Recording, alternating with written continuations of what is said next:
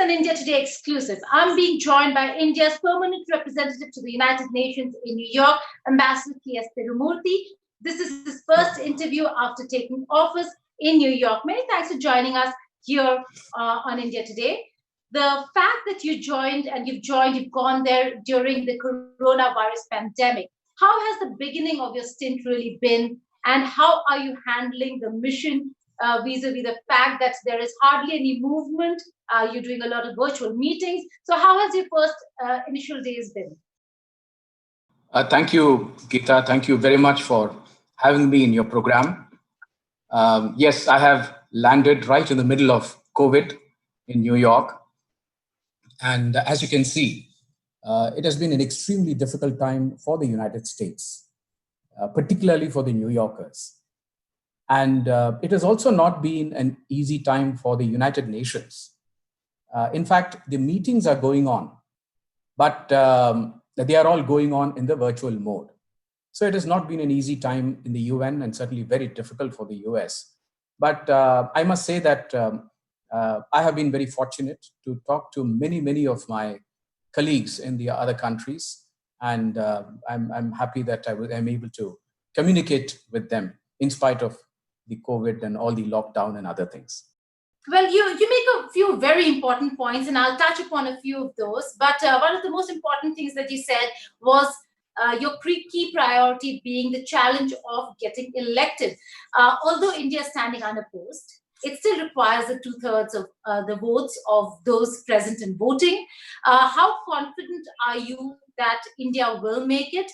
This is after a decade that it's coming. The last individual or ambassador of India to the United Nations who actually sat in that room was the current Union Minister and former ambassador, Ambassador Hardeep Puri. And now it would be you, Ambassador Tirumurti. How confident are you that India will, in fact, be in that room, be in that elite 15?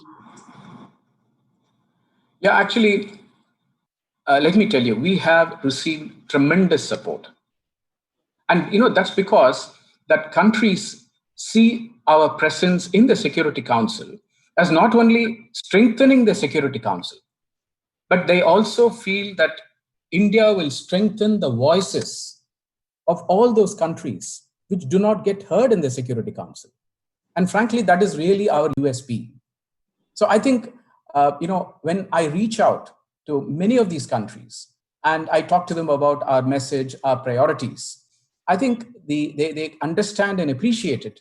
And they see that India is going to add value to the Security Council by our presence.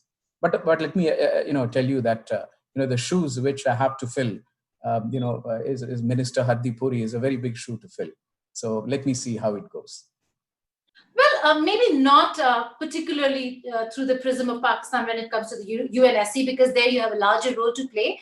But as ambassador in New York, taking up the challenge that Pakistan will pose to you, be it in other fora, like the OIC meeting, the OIC UN envoys meeting that took place, where Pakistan tried to push its agenda against India and spoke about minority persecution. Thankfully, there weren't many takers. But is that how you see it going to be, that there wouldn't be many takers for Pakistani propaganda? Actually, you're right. There are no takers for this false propaganda. Now, what Pakistan tried to do is to couch their anti-India disinformation campaign in religious terms, and they went and tried to put this in the OIC in New York, and the OIC did not accept this. I mean, that was very clear.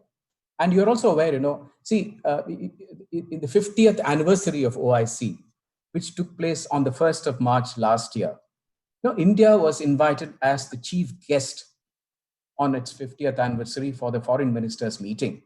And the late Honorable Sushma Swaraj, as External Affairs Minister, she was present there and she addressed the gathering. And so therefore, I think we should also understand at the same time that we have excellent bilateral relations with OIC countries. Whether it is the Gulf or whether it's Africa, I think our relations bilaterally are at an all-time high. And therefore, I think the OIC countries, they appreciate and they also acknowledge the fact that we are a pluralistic and we also have a democratic ethos. I think they respect that.